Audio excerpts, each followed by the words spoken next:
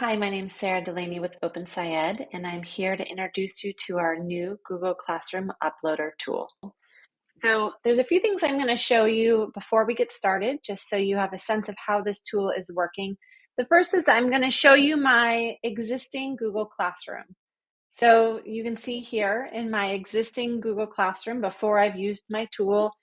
So I just have one class called My Science Class for period 1. And when I look in here, I see that I have a few students. I have 4 students enrolled in this class. It's a pretty small class. And you can see that there's currently no classwork or stream. Everything is blank in here. So I'm going to go back to classes. And then I'm going to show you one more thing. I'm going to show you my Drive. And this account, I've not been using it very much. This account is pretty empty. I have one folder for that existing class. So here's My Science Class period 1. And I don't have a lot of other documents in this Google Drive folder as it is. So I'm going to show you now how to use the Google Classroom Uploader. And you're going to go ahead and find it by going to the units. So here I'm going to go to Access the Instructional Materials. Today we're going to look at Unit 6.1. And I'm going to go download the unit. Now at this point, if I wasn't logged in, I would be prompted to go register or log in with my account, but I'm already logged in, so we can go ahead and move forward with this.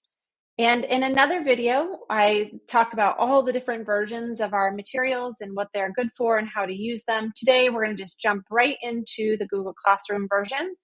You'll see some information about how this works, and we're going to go through that together. You can also see that we have it in English. This is the Sync to Google Classroom. This is in English.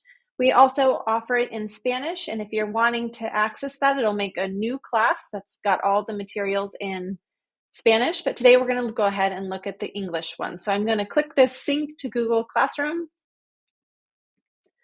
And I get a pop-up here that's asking me to sign in with Google to load this to Google Classroom. So I'm going to go ahead and I'm going to click sign in with Google. And it's going to prompt me to choose my account. This is an important thing. If you have multiple accounts with Google, you're going to want to make sure to choose the account that you want the classes to live in. So if you want it to go to your work Google Classroom, you're going to want to choose your work account here. After selecting the account I want to sync the classroom loader to, I'm then asked to give permission to allow the classroom loader to access both my Google Drive and my Google Classroom. In order for the loader to work, it's important that you give permission to all of these items. We need to be able to make folders and files in your Google Drive to copy over all of the materials that will be assigned as part of the Google Classroom loader. And we also need permission to make classes, posts, and assignments within your Google Classroom. One thing to note is a brand new class will be made rather than adding this to any existing classrooms with enrolled students. So this new class will not be touching any of your enrolled students until you choose to assign items to your existing classes. The Google Classroom loader was submitted to Google, and they approved the way that we're sharing data and ensuring that it's done safely. You can read more about this in any of these individual items or in our privacy policy or terms of service. At this point, I'm going to go ahead and hit continue, and we'll show you what the next step looks like. After giving permission, I'm now prompted to confirm that this class should be loaded into my Google Classroom. And I'm going to confirm that in sync with Google Classroom. And as you can see, the sync is now in process, and I'm encouraged and asked to not close this window until this process is over. This process takes a few minutes, so you should start it when you're in a position to leave a window open. So it took about a minute and a half for this to work, and now I see that the sync is successful and I can check out the new class below. So here is my Unit 6.1, Light and Matter. I'm going to go ahead and click on this, and I'm taken to my Google Classroom. First, I have one last prompt here where I am asked if I would like to teach this class, Unit 6.1 Light and Matter. It says it was created by your administrator, which is us and the, and the Google Classroom Loader. I'm going to go ahead and accept this because I trust it. And now I'm in my new class. The class is called Unit 6.1 Light and Matter. Some things to note here is when I look at my classes, this now is added as a separate class from my existing. So when we talk about this being different and not connected to the enrolled students, if I look in my new class here, you'll see that the people, I have 0 students enrolled in this. So this makes a brand new class that's separate than my existing classes. So I could go back to my other class here and see that my people, I have enrolled my 4 students, and those are separate and they are not included in my new Google Classroom class called Light and Matter. So here in this one, I have no students enrolled. So let's go ahead and jump into my new class and look around here. So you'll see there's nothing on the stream here. Where you'll see all of the items are within the classwork section. All of these items show up as drafts, which is why they are a light gray. And I can click view more and see that they go all the way down to lesson 1, and the last lessons are on top. I'm going to go ahead and show you a few things about how we use this and how we've created this. You'll see that there are materials and there are assignments here. So we'll go ahead and open one of these, this initial model. What I can do is each of these items is in here as a draft. I can go ahead and open up this assignment. I can change the title as I wish. I can also change the instructions here. So if I want to change up how I'm thinking about this, I can change that up. And I can also change what is attached and how it's attached. So this particular item is an assignment, and I have each of these handouts assigned to make a copy for each student. If I decided I wanted to change this, I can change it to have students can view file, they can edit file. But for this, I want to assign a copy of this to each student. I'm going to go ahead and assign a copy for each student. Now that was what was there as part of the draft because it's what we've determined would be most useful for this type of assignment. We would want every student to make an initial diagram. So this is what it looks like. And as you see, I just changed the title and added for today, and I've kept that. So now it has my edited text on it, and it's currently still in draft form. If I decided I wanted to assign this, I could open it up and I would edit the assignment, and I can decide who it's for. So currently it's in my Unit 6.1 Light and Matter. And remember, this is the class that had no students enrolled in it. I could instead assign it to my other class, which actually has students in it. And so I could assign it to that, and I could select which students I wanted assigned to, and I could change additional things, adding a due date and a topic. And at this point, if I assign it, now you're going to find it showing up both in my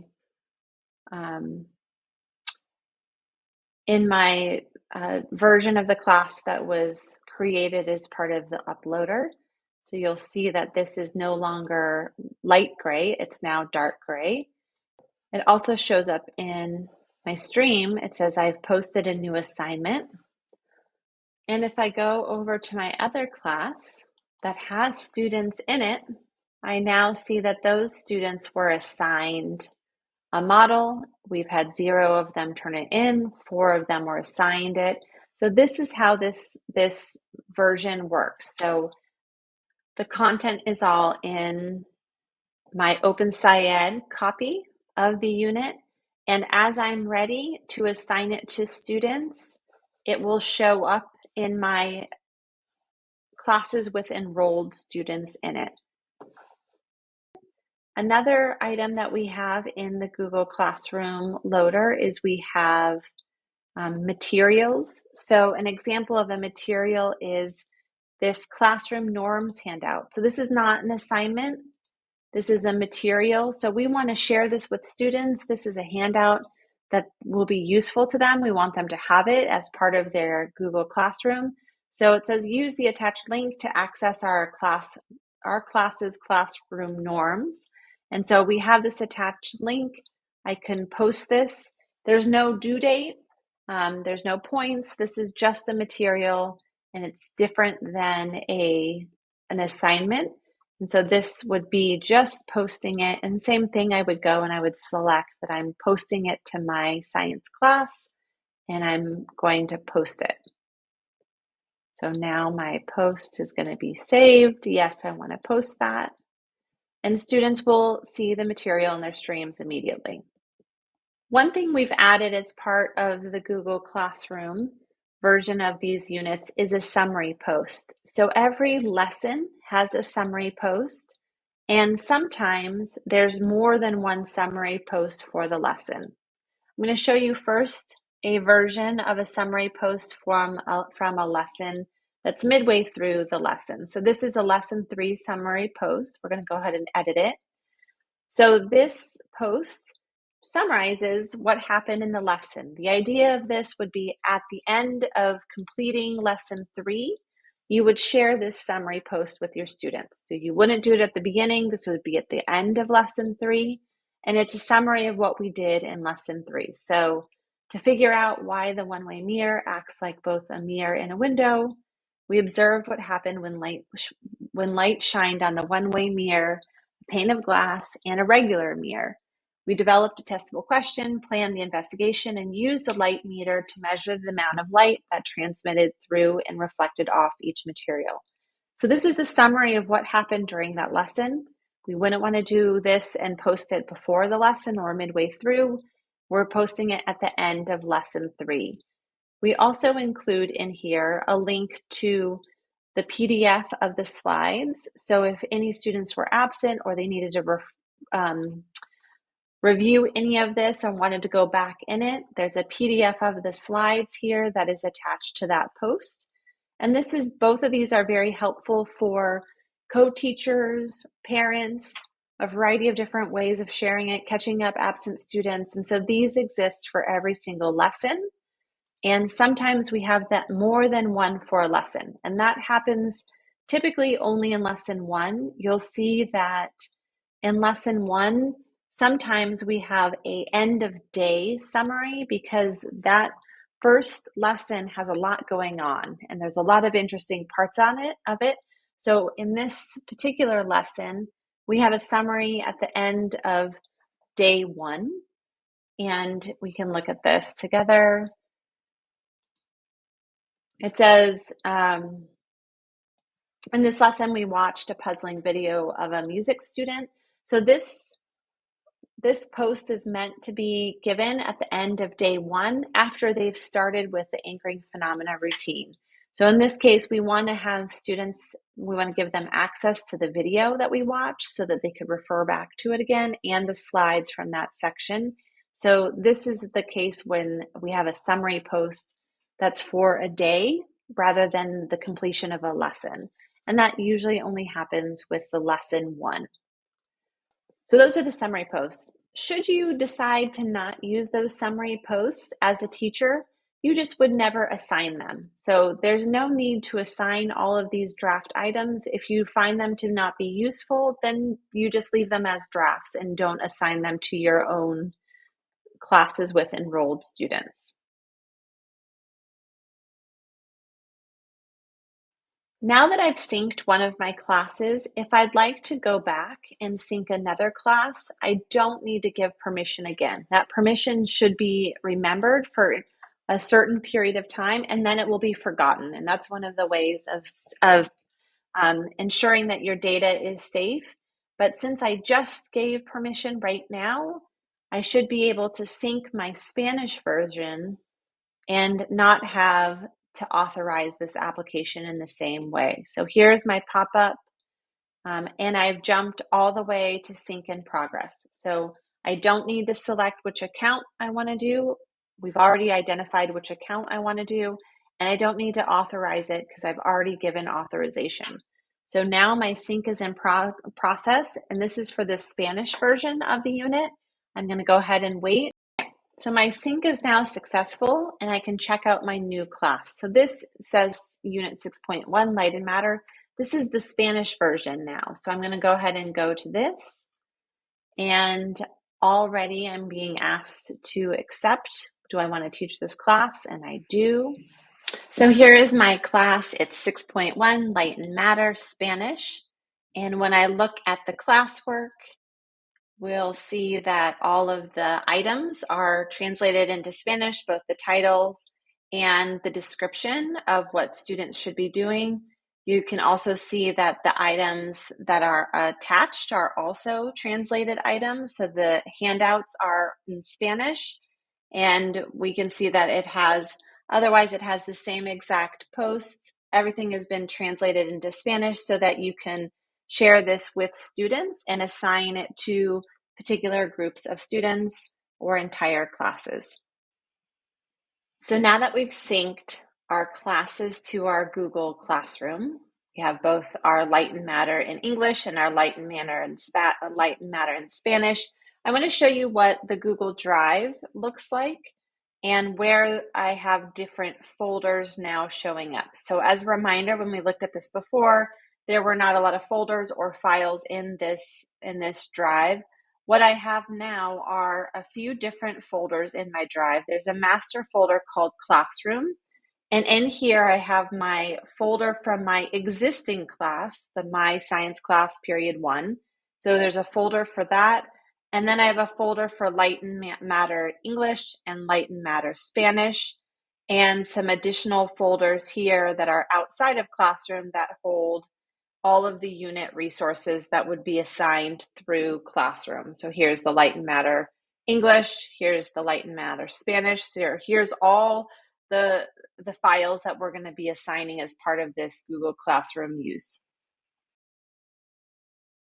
So we're going to take a moment to look at how these folders here as part of the Classroom folder, how they connect to the Google Drive uploader, and where you can go to find the work that you've assigned to your students.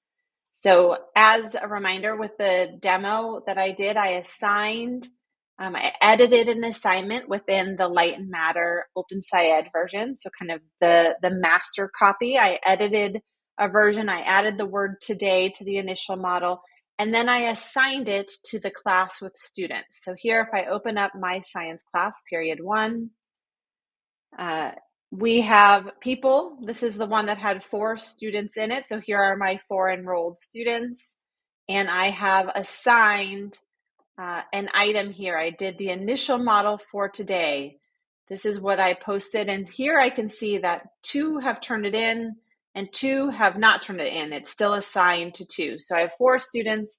Half of my students have turned this in. So the way that this works is when I look back at my Google Drive, the master copy is here. This is where the templates are. And this is where an assignment folder is, but there are no students in this class, so no work would ever be turned into this folder.